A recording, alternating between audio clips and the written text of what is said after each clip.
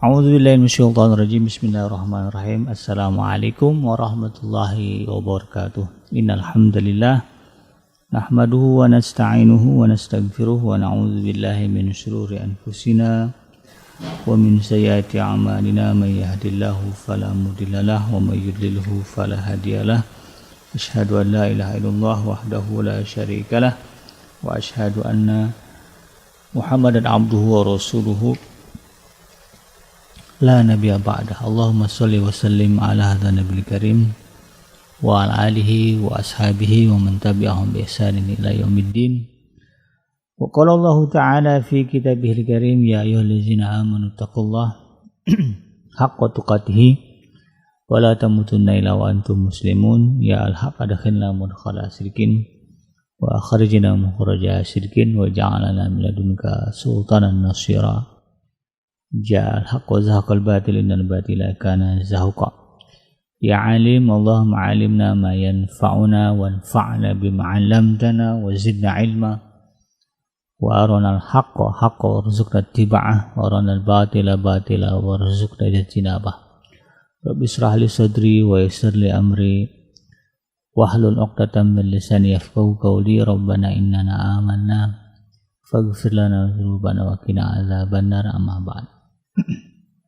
Alhamdulillah, segala puji dan syukur adalah milik Allah Tuhan semesta alam yang telah menciptakan kita, dan karena rahmat dari Allah Subhanahu wa taala kembali hari ini kita berjumpa di udara di gelombang 104 AM iDream Radio Successful Muslim Family dalam program Hikmah, hiburan kisah dan motivasi hidup, di mana insyaallah kita akan coba menelusuri berbagai hal dalam kehidupan ini dengan harapan mudah-mudahan mampu menguatkan karakter kita sebagai seorang muslim, karakter kita sebagai seorang mukmin, karena kekuatan karakter itu akan menjadi penopang bertahannya atau istiqomahnya kita di dalam menapaki jalan Allah Subhanahu wa taala, karena memang jalannya Allah adalah jalan yang tidak mudah. Di dalam ayat lain disebut sebagai jalan yang mendaki lagi sukar. Tentu diperlukan keistiqomahan, kekuatan diri seorang muslim untuk tetap berada di jalannya Allah Subhanahu wa taala hingga akhir hayatnya. Dan tentu ini harus kita pertahankan, karena sebagaimana yang Allah sebutkan di dalam Al-Qur'an, wal akhiratu khairul laka minal ula, dan yang akhir itu lebih utama, lebih baik bagimu daripada yang awal. Jadi bagaimana kita di akhir kehidupan kita menjadi orang yang dirahmati Allah Subhanahu wa taala. Ini yang kita perjuangkan. Tidak lupa kita baca salawat dan salam. Allahumma sholli ala sayyidina Muhammad wa ala ali sayyidina Muhammad. Assalamualaikum ayuhan Nabi warahmatullahi wabarakatuh. Semoga Allah terima salawat dan salam yang kita baca dan dilimpah curahkan kepada para nabi dan para rasul, wabil khusus Rasulullah Muhammad sallallahu alaihi wasallam. Dan semoga kita termasuk ke dalam kelompok orang yang akan berbahagia ketika berjumpa dengan Allah nanti yaumul mahsyar, dalam keadaan bahagia, dijauhkan dari siksa api neraka, dikumpulkan bersama dengan hamba-hamba Allah yang saleh, dan dimasukkan ke dalam jannahnya, dan dipertemukan dengan Rasulullah SAW di tepi sebuah telaga yang sangat indah, di bawah sebuah pohon yang sangat rindang, insyaallah. Amin ya rabbal alamin. Sahabat iDream yang dirahmati Allah dimanapun Anda berada, lanjutkan kajian kita dalam program Hikmah, di mana di episode kali ini kita menyambung 2 episode sebelumnya, yaitu tentang tingkatan iman kepada qada dan qadar, atau iman kepada takdir baik dan takdir buruknya Allah Subhanahu wa taala. Ada 4 tingkatan. Tingkatan 1, 2 sudah kita bahas. Kita akan masuk ke tingkatan yang ketiga Tingkatan pertama itu iman kepada ilmunya Allah Subhanahu wa taala. Bahwa segala ketetapan yang ada di alam semesta ini itu semuanya berdasarkan kepada pengetahuan Allah Subhanahu wa taala. Jadi Allah tahu kita ini akan masuk ke surga atau neraka, Allah tahu sebelum kita ada. Allah tahu kalau diciptakannya kita, lahir kita dari perut ibu, apa yang akan kita lakukan, apakah kita akan memilih kekafiran, akan memilih keimanan, Allah tahu. Allah tahu itu semua, sehingga dicatatlah ya. Tercatatlah ya apa yang Allah tahu itu ya, di dalam kitab Lauhul Mahfuz. Yang ini kemudian menjadi tingkatan iman yang kedua ya, bahwa kita harus mengimani adanya kitab Lauhul Mahfuz yang di dalamnya Allah tulis, Allah catat berbagai hal yang telah terjadi, sedang terjadi, dan akan terjadi di masa yang akan datang. Disebut kitab Lauhul Mahfuz karena kitab ini betul-betul dijaga dan dipelihara oleh Allah Subhanahu wa taala. Dalam ayat lain ya ada disebutkan ya dalam kalau nggak salah surah Al-Jin ya, bahwa ada sekelompok jin ya dan juga setan yang berusaha mengintip catatan ini, catatan kitab takdir ini. Ya tentu tujuan setan ingin mengintip kitab ini ya supaya dia kemudian bisa menyesatkan manusia. Nah, kan kalau kita ada istilah ramalan ya, meramal begini begitu. Nah ini kalau manusia terbuai dengan ramalan-ramalan, maka dia akan tersesat ya dari jalan Allah Subhanahu wa taala. Bahkan Rasulullah sudah mengancam ya, kalau percaya dengan apa kata peramal ya dukun, 40 hari sholatnya nggak diterima. Nah, jadi iblis ya, setan ya, jin ini ada yang berusaha untuk mengintip kitab catatan tersebut. Makanya kemudian disebut sebagai Lauhul Mahfuz karena Allah jaga. Ada yang menyebutkan ya, ketika setan dan jin itu ingin mengintip ya kitab ini, maka kemudian dilempar oleh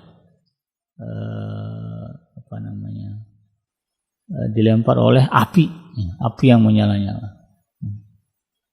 Jadi sebelum bisa dia masuk ke area situ sudah dilempar oleh para malaikat. Kemudian pada level iman yang ketiga, ini akan kita bahas ya terkait dengan takdir baik dan takdir buruk ini.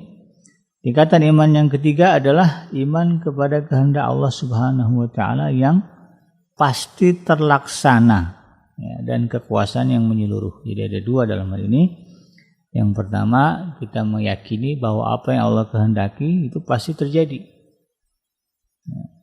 Dan ya, kita juga mengimani bahwa kekuasaan Allah Subhanahu wa taala itu menyeluruh, meliputi segala sesuatu. Tidak ada secuil pun ya yang ada di alam semesta ini kecuali Allah Subhanahu wa taala berkuasa atasnya. Ya, tidak ada ya yang namanya makhluk yang tidak di bawah penguasaan Khalik, yaitu Allah Subhanahu wa taala.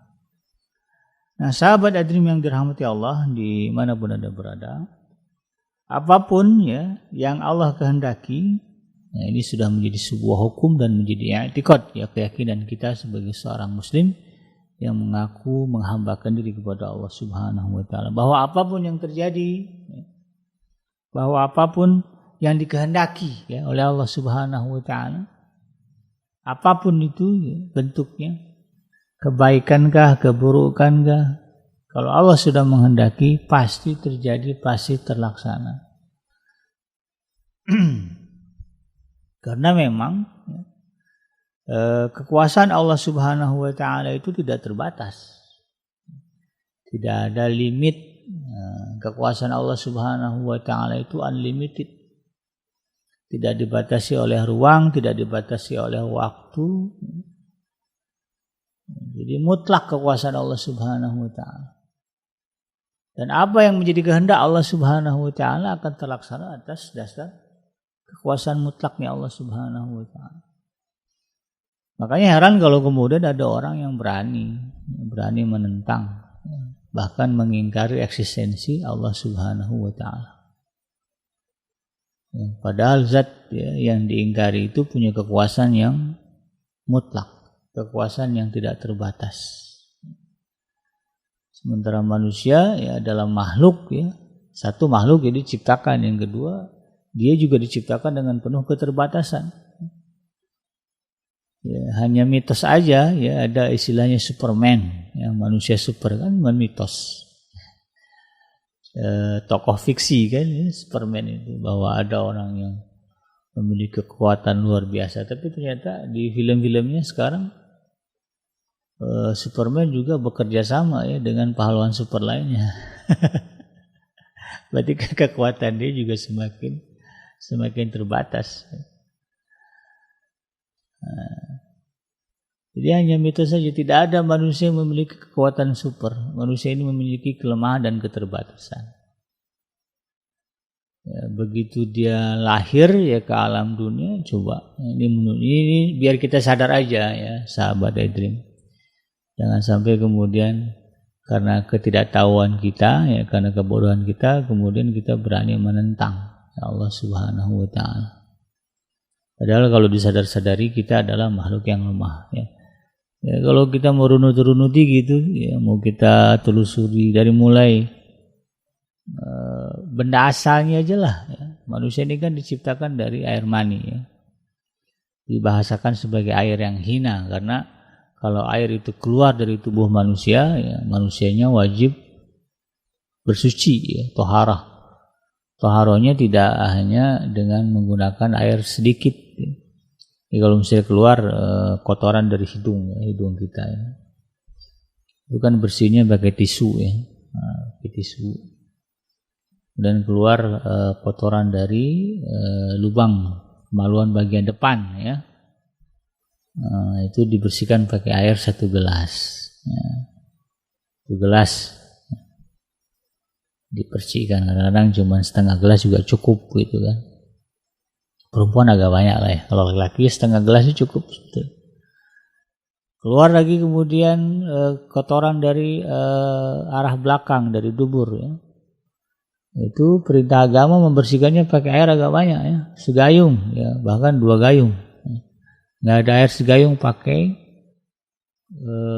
daun kayu, pakai batu, 3 batu. Itu menandakan kotoran itu lebih besar daripada kotoran yang keluar dari depan. Tapi kalau keluar saja air hina itu, junub manusia, keluar air mani, atau yang bagi perempuan juga sama, maka kemudian perintah untuk mensucikannya, membersihkan dirinya adalah dengan mandi. Airnya lebih dari seember kadang-kadang, sekulah gitu. Itu kan menandakan air itu hina. Bukti lainnya air itu hina, kalaulah ada ditampung air itu 1 gelas, atau ditampung lah di gelas, di wadah. Coba tanya, tawarin ke orang-orang, ada yang mau nggak nih yang ambil? Nggak ada, jijik yang ada orang kan. Jadi itulah sumber penciptaan kita, air yang hina. Jadi kenapa kemudian kita merasa sombong, merasa lebih baik, kan? Kalau ada orang yang kemudian merasa lebih mulia dari yang lain, ini aneh gitu. Padahal sumber penciptaannya sama, kecuali sumber penciptaannya beda. Misalnya dia terbuat dari dari emas batangan gitu, atau dia terbuat dari logam perak atau platinum misalnya. Bolehlah, mungkin wajar lah mungkin kalau dia mau berbangga, ini saya terbuat dari platinum, terbuat dari emas batangan. Jadi saya lebih baik daripada kalian, itu masih kita maklum. Tapi kan semua manusia itu terbuat dari air yang hina itu, dari percampuran antara sperma ayah dan sel telurnya ibu. Ini kan jelas. Jadi kenapa kita kemudian memandang manusia lainnya dengan penuh kehinaan? Hanya gara-gara katakanlah beda status pendidikan. Kan ada orang sombong gara-gara mendapat gelar doktor, sombong gara-gara sudah sarjana, memandang rendah temannya, saudaranya yang masih yang nggak kuliah katakanlah. Nah, ini kan salah kaprah. Ya. Ini merupakan sebuah kesesatan begitu. Ada orang-orang yang sombong gara-gara kekayaannya, padahal sama-sama diciptakan dari air yang hina, tapi cuma gara-gara punya harta lebih banyak, merasa lebih mulia daripada orang yang miskin. Padahal nanti di hadapan Allah sama aja. Dikubur juga di tanah, kan begitu. Kan nggak ada ya aturan orang kalau kaya itu dikuburnya di misalnya dikuburnya dibedakan gitu ya. Kain-kain kafannya harus berlapis emas atau sutra, kain kafan sama ya. Warnanya sama putih gitu ya. Ini nggak ada bedanya. Nah, untuk apa kemudian? Apa yang menjadi dasar kita untuk sombong di hadapan manusia? Ya, jadi manusia ini tidak ada yang bisa dibanggakan, ya, disombongkan di hadapan Allah Subhanahu wa taala karena dia terbatas. Lahir aja ke alam dunia lemah. Tidak ada bayi ya di dalam sejarahnya ya, dari mulai Nabi Adam sampai akhir zaman nanti, begitu lahir manusia itu bisa berlari, bisa bekerja langsung ya. Bahkan untuk berbicara saja itu perlu izin Allah Subhanahu wa taala ya. Salah satunya adalah Nabi Allah Isa alaihissalam diizinkan oleh Allah untuk kemudian berbicara ketika bayi. Yang lainnya ya, nggak bisa ngomong, nggak ada bayi yang kemudian bisa ceramah habis sehebat-hebatnya seorang dai ya. Kalau ditanya apakah pintar ceramah dari bayi, nggak ada. Ya bisa ceramahnya setelah dewasa. Ini menggambarkan bahwa kita ini lemah. Oleh karena itu kemudian tidak ada alasan apapun bagi kita untuk sombong kepada manusia, apalagi kemudian kesombongan itu kita hadapkan kepada Allah Subhanahu wa taala.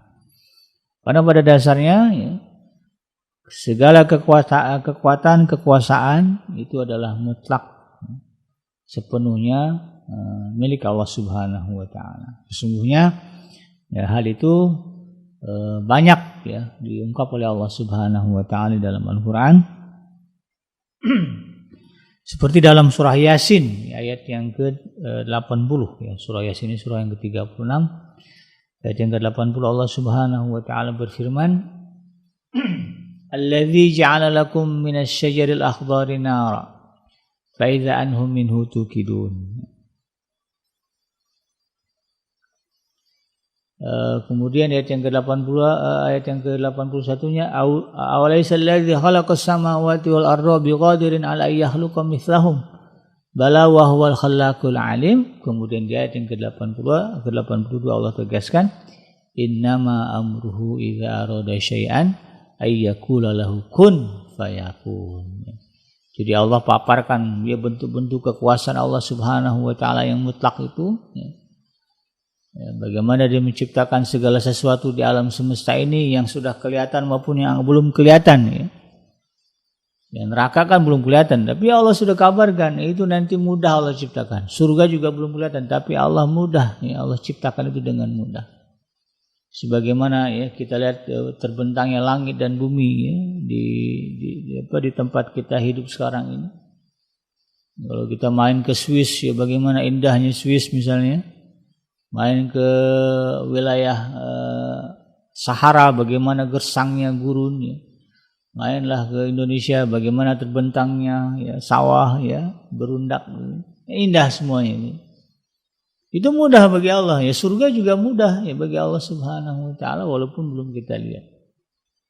Karena pada dasarnya kekuasaan Allah itu mutlak ya, sebagaimana Allah katakan innama amruhu ya. Sesungguhnya ketetapan Allah Subhanahu wa taala itu idza arada syai'an, kalau dia menghendaki sesuatu ayyakula lahu, cukup baginya ya berkata ya. Cukup baginya mengatakan kun, jadi fayakun, maka dia akan jadi. Enggak perlu effort yang lebih bagi Allah Subhanahu wa taala untuk memenuhi segala kehendaknya, hanya cukup mengatakan kun fayakun, jadi. Kalau kita kan punya harapan, punya keinginan, nggak bisa bilang jadi, langsung jadi. perlu effort yang lebih ya. Ya pengen kenyang nih misalnya. Kan nggak bisa kita bilang, perut kenyang. Terus tiba-tiba kita kenyang, nggak ada. Minimal tuh kita kalau memang sudah ada lah makanannya, kita ngomong ambilin makanan. Hidangkan makanan. Kalau sudah dihidangkan apa langsung kenyang? Enggak juga kan. Ya, prosesnya apa ya? Kita suap lah. Ya.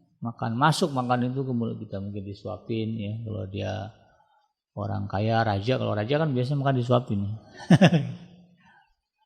Apa langsung kenyang setelah masuk makanan ke mulut? Enggak, ya kunyah dulu.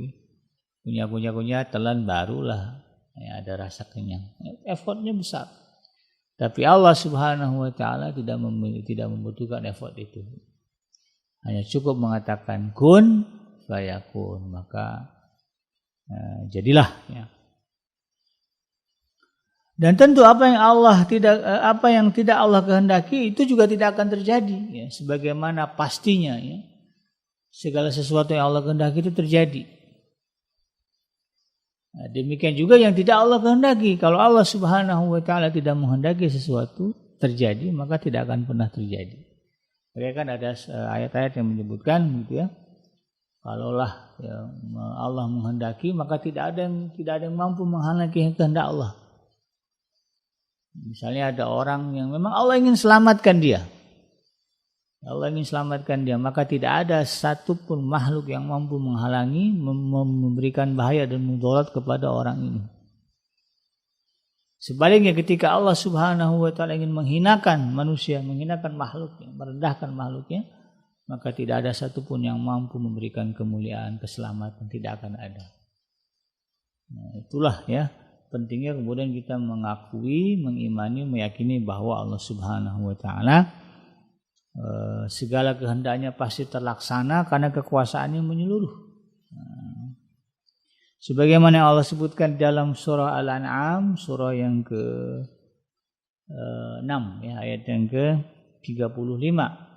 Wa in kana kabur 'alaika i'raduhum fa in istata'ta an tabtaghiya nafaqan fil ardi aw sulaman fis samai fata'tiyahum bi ayah walau syaa Allah. Nah ini poinnya, walau syaa Allahu lajama'ahum 'alal huda fala takunanna minal jahilin. Jadi Allah tegaskan di sini, walau syaa Allah, seandainya Allah Subhanahu wa taala menghendaki, la jam'ahum 'alal huda, ya pastilah Allah Subhanahu wa taala akan menjadikan mereka semuanya mengikuti petunjuk. Nah, jadi ini bab hidayah misalnya. Hidayah itu kan kehendak Allah Subhanahu wa taala. Jadi kalau Allah menginginkan kita mendapatkan hidayah, maka pasti hidayah itu akan sampai kepada kita walaupun kita itu berada di negeri yang terpencil ya, negeri yang jauh, negeri yang macam-macam. Pasti akan dapat hidayah. Sebaliknya kalau walaupun kita berada di tengah-tengah lingkungan Islami begitu ya, di tengah-tengah bertanggaan dengan masjid, tapi kalau Allah Subhanahu wa taala tidak menghendaki hidayah dan petunjuk datang kepada kita, maka selama itu kita akan kafir, akan ingkar kepada Allah Subhanahu wa taala. Dulu ya, ini ada sebuah kisah, ya ini kisah nyata ya, diceritakan oleh Al-Ustaz Nu'man Ali Khan ya, seorang dai asal Amerika keturunan Pakistan. Beliau bercerita tentang sosok Robert de Villa. Ya, ada anak muda namanya Robert de Villa. Robert de Villa ini orang Amerika. Orang Amerika murni, maksudnya bukan campuran Pakistan. Orang-orang Amerika, orang bule lah. Nah, di usia yang ke-20 kalau nggak salah, Robert de Villa ini kemudian kehilangan kemampuan untuk menggerakkan seluruh organ tubuhnya. Jadi paralyzed, lumpuh, ya, lumpuh total, hanya bisa berkedip dan mungkin mengunyah makanan dan sedikit berbicara. Ya bicaranya gak terbata-bata, tetapi bisa bicara. Yang lainnya itu lumpuh, nggak bisa bergerak. Katanya itu karena kecelakaan. jadi umur berapa gitu ya, masih remaja, dia kecelakaan. Kemudian akhirnya dirawat di rumah sakit karena tidak bisa bergerak. Dan karena dia membutuhkan bantuan alat medis yang rumit ya dan kompleks untuk kemudian bisa menyambung nyawanya, ya, bisa tetap hidup. Dia tidak bisa tinggal di rumah, gitu kan, tapi tinggal di rumah sakit. Kalau di rumah kan keterbatasan alatnya, jadi dia harus tinggal di rumah sakit. Saya lupa nama kawasannya, Amerika bagian mananya. Nah, kemudian setelah itu ya, Robert De Villa ini tinggal sekamar dengan seorang pasien yang sedang menunggu operasi transplantasi jantung atau apa, saya lupa ya. Jadi lagi-lagi nunggu donor lah, itu pun dengan konsekuensi bisa jadi berhasil, bisa jadi tidak, ya 50-50 lah gitu. Dan kebetulan dia adalah seorang yang beragama Kristen. Robert De Villa juga Kristen gitu. Ini dua ini ya di kamar suka ngobrol ya, dan temannya Robert De Villa yang sekamar ini terlihat lebih religius karena di samping tempat tidurnya itu ada salib ya, salib yang cukup besar digantung sebagai pengingat dia ya, dengan agamanya gitu. Kemudian selalu diskusi tentang agama. Nah, dari situ kemudian Robert De Villa punya semangat ya. Tadinya dia nggak punya perhatian dengan agama, tapi ketika dia berteman ya, dengan teman di rumah sini ada kesadaran beragama dan ingin mencari agama yang benar, ingin mencari Tuhan gitu. Jadi belajarlah ya konsep Tuhan ya, dengan orang ini gitu. Kemudian di sela-sela ya diskusinya itu dia berpikir ya tentang bagaimana konsep Tuhan itu gitu kan. Nah, kebetulan karena dia tinggal di rumah sakit, dia punya akses ya untuk menunjang aktivitasnya itu koneksi ke internet. Jadi dia cukup menyebutkan, dipakai suara kayak kita, ya Hai Google gitu ya. Apa itu Islam? Nanti muncul ya. Websitenya ya, tinggal diperintahkan scroll yang naik ke atas bawah gitu kan. Jadi dia bisa mengakses internet. Lalu kemudian dicarilah ya konsep-konsep agama ya, Hindu, Buddha, termasuk juga Islam. Jadi dia tahu di dalam Islam itu ada sosok namanya Muhammad yang mengaku sebagai Rasul. Kemudian konsep ketuhannya adalah monoteisme ya. Nah, itu dia pelajari gitu. Sampailah kemudian si temannya ini dinyatakan wafat ya, karena operasinya gagal. Nah, lalu kemudian anaknya atau adiknya ya dari kerabat dari si temannya ini kemudian datang ke tempatnya Robert ya, dan mengatakan, saya ingin menyampaikan amanah ya, pesan dari kakak saya apa. Dia ingin memberikan salibnya. Jadi salibnya itu dikasih ke Robert De Villa. Kemudian si Robert bilang taruh aja di pinggir tempat tidur saya, digantung lah gitu kan. Karena dia nggak bisa ngapa-ngapain juga. Nah, sampai akhirnya kemudian dia pergilah ya. Maka Robert menjalani kehidupannya sendiri. Nah, di dalam kesendirian itu dia semakin intens mencari kebenaran tentang konsep ketuhanan.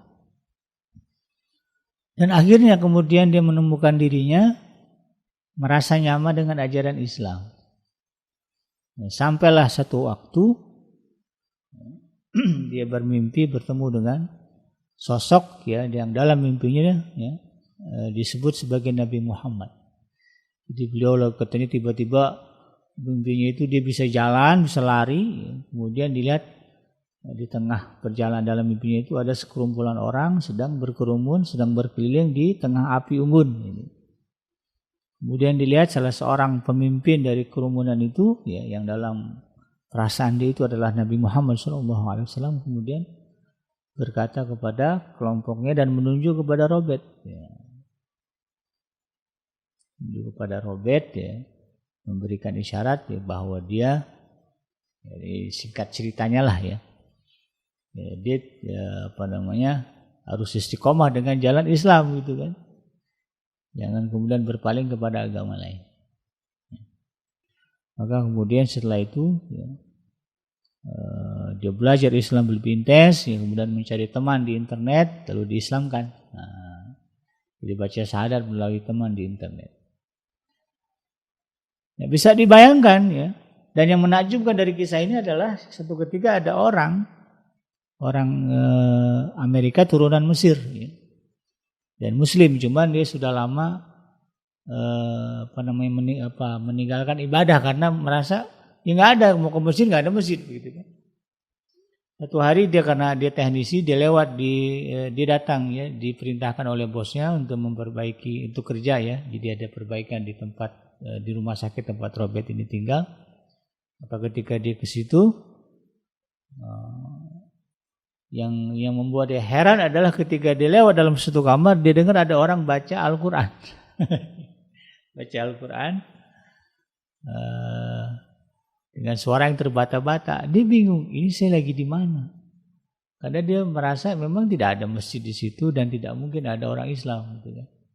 Begitu dia masuk, ternyata suara Al-Quran itu berasal dari seorang laki yang terbaring. Terbaring dengan alat yang banyak. Kemudian ditanya, ya siapa kamu? Ya kenal-kenalan, dia takjub.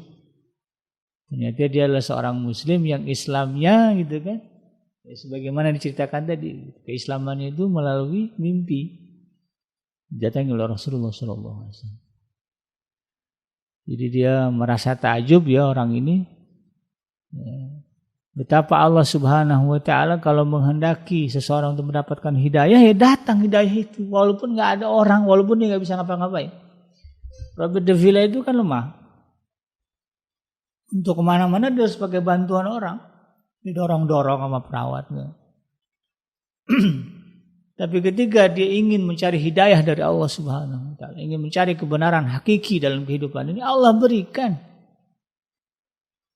Ya, tergerak hatinya mencari hidayah, Allah kasih gitu kan. Walaupun dia nggak bisa kemana-mana, nggak bisa ngapa-ngapain itu, gerakannya sangat-sangat terbatas. Ketika Allah Subhanahu wa Ta'ala menghendaki orang ini mendapatkan hidayah, maka hidayah itu datang kepada dia dengan cara yang luar biasa, dengan cara yang di luar kebiasaan sekalipun Allah berikan. Dan sebaliknya betapa banyak orang yang sudah tinggal ya bertetangga dengan orang Islam gitu kan.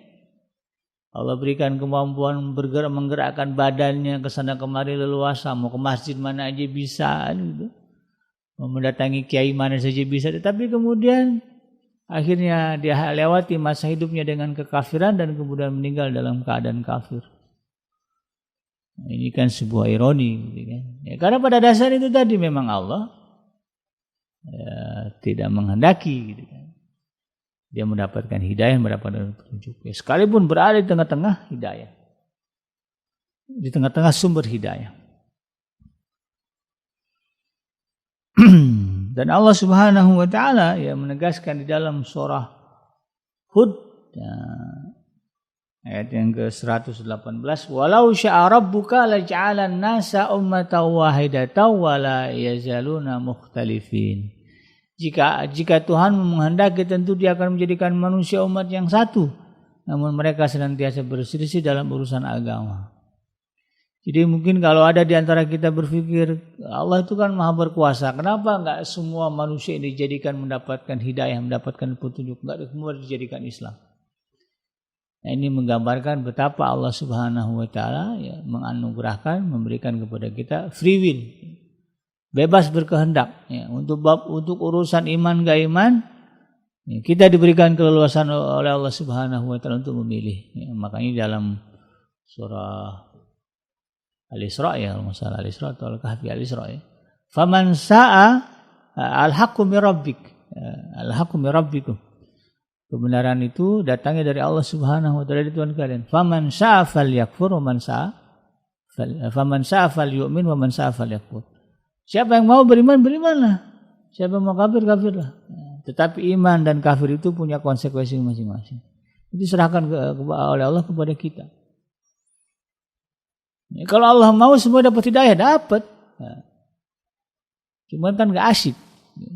Karena adanya kita manusia ya gara-gara itu tadi, bahwa kita diberikan kebebasan untuk memilih.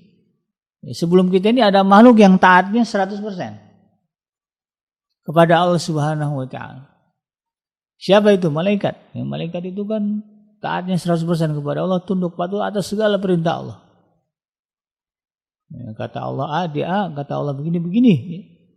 Dan ada juga makhluk yang Allah ciptakan kafirnya 100%. Iblis ya. Betul-betul dia menentang kehendak Allah Subhanahu wa taala. Dan manusia Allah ciptakan di antara dua ini. Dia diberikan kebebasan untuk memilih apakah dia ingin taat kepada Allah Subhanahu wa taala ataukah dia ingin kafir kepada Allah Subhanahu wa taala. Tapi konsekuensinya dia akan terima. Keimanan yang akan berdampak kepada kebahagiaan dunia dan akhirat, dan kekafiran akan berdampak kepada kesengsaraan dunia dan akhirat. Kesengsaraan dalam tanda kutip bukan dalam sudut pandang kita ya, tetapi dalam sudut pandang Allah Subhanahu wa taala. Kadang kalau kita pikir orang kafir kok senang aja hidupnya, banyak duitnya, itu kan versi kita. Tetapi Allah tahu ya bagaimana kesengsaraan ditimpakan kepada mereka yang ketika hidup di alam dunia, apalagi nanti di akhirat. Jadi walau syaa rabbuk, ya kalau Allah mau ya la ja'alan nasa ummatan wahidah, mudah bagi Allah Subhanahu wa taala menjadikan manusia ini satu beragama yang satu, agama Islam. Tetapi Allah Subhanahu wa taala punya kehendak yang berbeda, punya kehendak yang lain ya. Wala yazaluna mukhtalifin. Namun manusia senantiasa ya berselisih dalam urusan agama. Faktanya ya Allah bebaskan. Ada yang kafir ya kafirlah, yang beriman berimanlah. Sebagaimana juga Allah tegaskan di dalam surah Yunus ayat yang ke-9. Surah Yunus ini surah yang ke-10 ya. Surah yang ke-10 ayat yang ke-99. Allah Subhanahu wa taala berfirman, a'udzubillahi minasyaitonir rajim, walau syaa rabbuk, ini kurang lebih redaksinya sama ya. Walau syaa rabbuka la amana man fil ardi kulluhum jami'ah. Kalau Allah Subhanahu wa taala mau, tentulah semua orang di bumi ini beriman kepada Allah Subhanahu wa taala. Afa anta tukrihun nasa hatta yakunu mu'minin. Apakah engkau ya Muhammad akan memaksa manusia hingga mereka menjadi orang-orang beriman? Jadi hidayah itu urusan Allah ya. Engkau Muhammad tidak punya kuasa untuk kemudian memberikan hidayah kepada manusia. Bahkan dalam satu ayat ditegaskan wa innaka la tahdi man ahbabta walakin Allah yahdi man yasha. Ya, Nabi Muhammad saja tidak bisa kemudian memaksakan kehendak Allah. Berapa ingin beliau itu supaya sang paman ya Abu Thalib ya beriman kepada Allah Subhanahu wa taala. Ya, selangkah lagi lah begitu. Sampai akhirnya ini tidak bisa karena memang hidayah itu milik Allah Subhanahu wa taala. Kalau Allah tidak berkehendak maka dia tidak bisa, walaupun sudah dekat dengan Nabi ya, tidak ada jarak dengan Nabi Muhammad. Itu kan Abu Thalib ini orang yang betul-betul dekat dengan Nabi Muhammad. Bahkan disebut dicintai oleh Nabi Muhammad. Tapi bab hidayah semuanya mutlak milik Allah Subhanahu wa taala. Tidak ada yang bisa memenuhi kehendak Allah selain Allah gitu kan. Dan tidak ada yang bisa membantah sesuatu yang Allah tidak inginkan terjadi ya. Nabi Muhammad ingin pamannya dapat hidayah. Tapi Allah Subhanahu wa taala tidak menghendaki dapat hidayah. Yang terjadi apa? Betul ya, bahwa Abu Thalib kemudian mati dalam keadaan kafir. Dia tidak mendapatkan hidayah walaupun ya Nabi Muhammad sudah berada di sisinya kan gitu. Nabi loh. Tapi kalau Allah Subhanahu wa taala tidak menghendaki maka itu kemudian tidak terjadi. Demikian juga apa yang Allah sebutkan di dalam surah As-Sajdah ayat yang ke-13 ya Allah Subhanahu wa taala berfirman walau syi'na la'ataina kullu nafsin hudaha. Seandainya kami menghendaki niscaya kami menganugerahkan kepada setiap jiwa petunjuk baginya. Walakin haqqal qaul ya, Walakin haqqal qawlu minni la amla'anna jahannama minal jinnati wan nasi ajma'in. Tetapi kata Allah Subhanahu wa taala telah berlaku ketetapan dariku bahwa sungguh aku pasti akan memenuhi neraka jahanam dengan jin dan manusia bersama-sama. Jadi ini harus kita pahami dan kita sadari. Kita ini masuk surga, masuk ke neraka itu sepenuhnya atas kehendak Allah Subhanahu wa taala. Maka mafhum mukhalafah dari pemahaman ini, jadilah kita sebagai orang yang dikehendaki Allah. Ini kita kalau dalam bab bahasa sederhananya untuk memahami ini, kita punya orang tua atau kita punya bos lah begitu ya. Kita tahu bos kita ini uangnya banyak, ya hartanya melimpah lah begitu ya. Kemudian juga dia pemurah, ya, royal gitu sama anak buah. Dan dia punya dia juga punya kategori, punya kriteria siapa orang yang bisa dekat dengan dia, siapa yang tidak.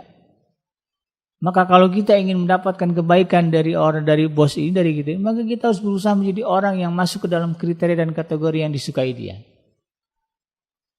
Oh, bos ini sukanya apa? Kita datang tepat waktu. Wah, kita datang tepat waktu. Oh, bos ini sukanya kalau diperintah langsung kita kerjakan, nggak pakai nanti. Oh, bos kita ini sukanya apa? Kalau kita makan sama dia, itu ya. Apa yang dipesan ikut sama misalnya itu. Ya, macam-macam ya. Maka kemudian kalau itu sudah kita lakukan, maka insya Allah kan begitu bos itu kemudian akan memandang kita, sehingga memasukkan kita ke dalam kategori kelompok orang yang akan dekat dengan dia. Nah, kira-kira kurang lebih begitulah ketika kita berhadapan dengan Allah Subhanahu wa taala. Ketika kita tahu bahwa Allah Subhanahu wa taala punya sifat berkehendak, ya, dan tidak ada yang mampu menahan kehendak Allah Subhanahu wa taala untuk terjadi. Dan ketika dia tidak berkehendak, ya, atau menolak satu kehendak, maka kemudian tidak ada yang mampu untuk mewujudkan kehendak itu. Surga itu milik Allah Subhanahu wa taala, dan dia akan memasukkan siapa yang dikehendaki ke dalam surganya itu. Demikian juga nerakanya Allah Subhanahu wa taala, bahwa dia akan memasukkan ke dalam neraka itu siapa yang dikehendaki, maka jadilah orang yang dikehendaki Allah untuk masuk ke dalam surganya. Di mana kita cari kriteria kehendak Allah Subhanahu wa taala itu? Di dalam Al-Qur'an. Dan diperjelas lagi apa yang disebutkan di dalam hadis-hadis Rasulullah sallallahu alaihi wasallam. Bagaimana kita supaya masuk dalam kategori atau kelompok orang yang dikehendaki Allah, itu pembahasannya ada. Nah, makanya disebutlah Al-Qur'an itu sebagai kitab pedoman hidup, ya, pedoman untuk mendapatkan, ya, untuk masuk ke dalam kelompok orang yang dikehendaki Allah masuk ke dalam jannah. Nah, ini yang kemudian kita harus pahami dari adanya sifat bahwa Allah Subhanahu wa taala berkehendak, dan semuanya terjadi atas kehendak Allah Subhanahu wa taala, atas segala kekuasaan yang menyeluruh, ya. Jadi ya dalam hal ini ya bisa disimpulkan bahwa penyebab dari tidak adanya sesuatu adalah karena Allah Subhanahu wa taala tidak menghendaki sesuatu itu ada. Dan bukan karena dia lemah untuk mewujudkannya. Jadi ketika kita bertanya kenapa ini Allah tidak menjadikan kita ini manusia beriman semuanya, bukan karena Allah lemah, ya karena memang Allah tidak mau manusia itu beriman semuanya, ya, dengan alasan itu tadi bahwa Allah sudah menciptakan neraka dan Allah janji, ya. Nah, ini sebagai warning buat kita bahwa neraka itu Allah sediakan untuk diisi oleh manusia dan jin bersama-sama. Nah, bukan karena Allah lemah, bukan Allah nggak bisa ngasih hidayah gitu. Maka beruntunglah orang yang masuk surganya Allah nanti. Dan tidak ada sesuatu pun yang dapat melemahkan Allah, baik di langit maupun di bumi. Itu adalah sebuah keyakinan, ya, dalam diri kita sebagai seorang muslim, ya, sebagai seorang mukmin, dan ini harus kita tanamkan, ya, untuk kemudian semakin tertanam kuat di dalam diri kita. Karena memang pada dasarnya sebagaimana disebutkan di dalam surah Fatir ayat yang ke-30, ayat yang ke-44, innahu kana aliman qadira. Sesungguhnya Allah Subhanahu wa taala itu Maha mengetahui lagi Maha berkuasa. Sudahlah dia maha mengetahui dan dia juga berkuasa. Oleh karena itu ya ini menjadi sebuah pemahaman bagi kita bagaimana kita berjuang ya bersama-sama untuk mendapatkan ridhonya Allah Subhanahu wa taala. Mudah-mudahan dengan itu ya, kita termasuk dalam kelompok yang dikehendaki oleh Allah untuk mendapatkan kebahagiaan hidup ketika kita berada di yaumul mahsyar nanti. Demikian sahabat Adrim yang dirahmati Allah dimanapun Anda berada, yang benar datangnya dari Allah Subhanahu wa taala dan yang salah semata-mata lahir dari kealfaan dan kehilapan saya pribadi. Saya bikin pamit undur. Subhanakallahumma rabbana wa bihamdika asyhadu an la ilaha illa anta astaghfiruka wa atubu ilaik. Alhamdulillahirabbil alamin. Assalamualaikum warahmatullahi wabarakatuh.